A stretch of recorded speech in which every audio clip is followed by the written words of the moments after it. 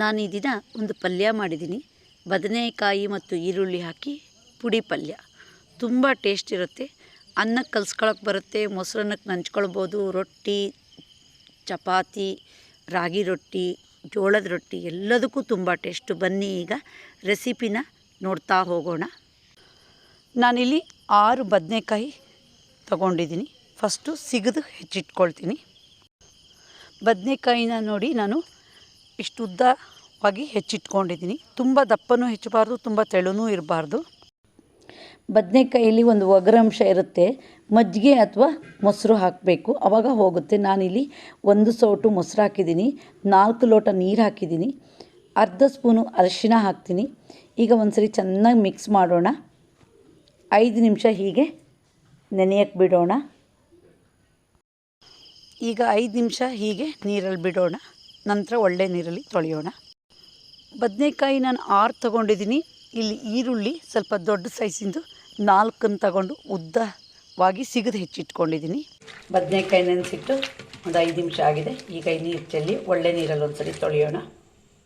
ನೋಡಿ, ಬದನೆಕಾಯಿಗೆ ಹೀಗೆ ಮಜ್ಜಿಗೆ ಹಾಕಿದರೆ ಎಷ್ಟು ಬೆಳ್ಳಗಾಗುತ್ತೆ ಅಂತ ಈಗ ತೊಳೆದು ಇಟ್ಕೊಂಡಿದ್ದೀನಿ.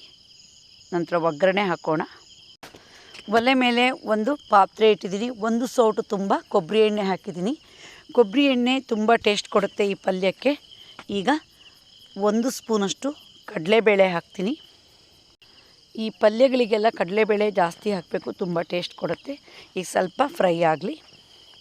ಉದ್ದಿನಬೇಳೆ ಅರ್ಧ ಸ್ಪೂನ್ ಹಾಕ್ತೀನಿ. ಹಿಂಗೆ ಹಾಕ್ತೀನಿ ರುಚಿಗೆ.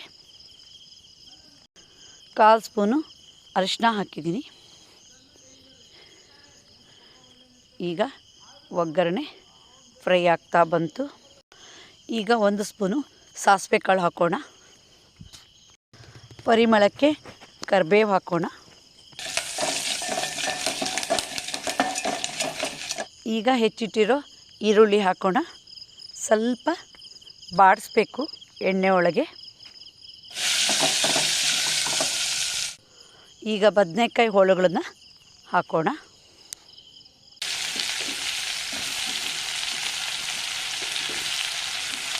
ಈಗ ಹೋಳುಗಳನ್ನು ಹಾಕಿದ ಮೇಲೆ ಸ್ವಲ್ಪ ಮಿಕ್ಸ್ ಮಾಡೋಣ ಚೆನ್ನಾಗಿ.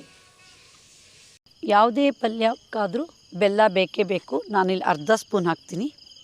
ರುಚಿಗಾಗಷ್ಟು ಉಪ್ಪು ಹಾಕ್ತೀನಿ. ಉಪ್ಪು ಮತ್ತು ಬೆಲ್ಲ ಹಾಕಿದ ಮೇಲೆ ಒಂದ್ಸರಿ ಚೆನ್ನಾಗಿ ಮಿಕ್ಸ್ ಮಾಡೋಣ. ತರಕಾರಿಗಳ ಪಲ್ಯ ಆದರೂ ಸ್ವಲ್ಪ ಉದುರಾಗಿರಬೇಕು. ಮೊದಲು ನೀರು ಹಾಕಬಾರ್ದು. ನಾನಿಲ್ಲಿ ಹುಣಸೆಹಣ್ಣಿನ ರಸವನ್ನು 2 ಸ್ಪೂನಷ್ಟು ಹಾಕ್ತೀನಿ. ಹುಣಸೆಹಣ್ಣಿನ ರಸದಲ್ಲಿ ಈ ಹೋಳುಗಳು ಬೇಯಬೇಕು. ಈಗ ಒಂದು ಪ್ಲೇಟ್ ಮುಚ್ಚೋಣ, ಚೆನ್ನಾಗಿ ಬೇಯಲಿ. ಈಗ ಮುಚ್ಚಿದ್ದು ತೆಗೆದಿದ್ದೀನಿ. ಒಂದ್ಸರಿ ಚೆನ್ನಾಗಿ ಮಗಚಬೇಕು. ಇನ್ನೊಂದು ಸ್ವಲ್ಪ ಬೇಯಬೇಕು.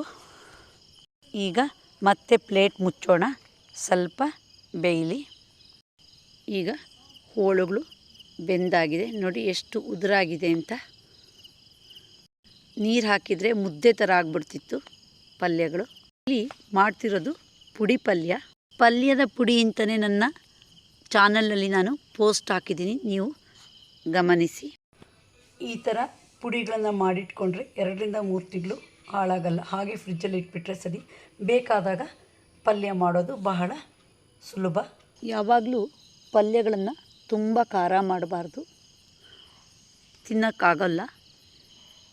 ಹೊಟ್ಟೆ ಉರಿ ಶುರುವಾಗುತ್ತೆ, ಇಲ್ಲಾಂದರೆ ಗ್ಯಾಸ್ಟ್ರಿಕ್ ಜಾಸ್ತಿ ಆಗುತ್ತೆ. ಮೆಣಸಿನ್ಕಾಯಿ ಸ್ವಲ್ಪ ಕಮ್ಮಿ ಇರಬೇಕು. ಅದರಲ್ಲೂ ಒಣಮೆಣಸು ಉಪಯೋಗಿಸಿದ್ರೆ ಆರೋಗ್ಯಕ್ಕೆ ತುಂಬ ಒಳ್ಳೆಯದು. ಕೆಲವೊಂದು ತರಕಾರಿಗಳನ್ನು ಮಾತ್ರ ಈ ಥರ ಪುಡಿ ಹಾಕಿ ಪಲ್ಯ ಮಾಡ್ತಾರೆ. ಬಹಳ ಬೇಗ ಮಾಡ್ಬೋದು, ತುಂಬ ಟೇಸ್ಟ್ ಇರುತ್ತೆ. ಅಲ್ಲೇ ಬರೀ ಬದನೆಕಾಯಿ ಮಾತ್ರ ಹಾಕಿ ಸಹಿತ ಪುಡಿ ಪಲ್ಯ ಮಾಡ್ತಾರೆ, ಅದು ಒಂಥರ ಟೇಸ್ಟ್ ಇರುತ್ತೆ. ಈಗ ಗ್ಯಾಸ್ ಆಫ್ ಮಾಡೋಣ. ಪರಿಮಳಕ್ಕೆ ಕೊತ್ತಂಬರಿ ಸೊಪ್ಪು ಉದುರಿಸೋಣ.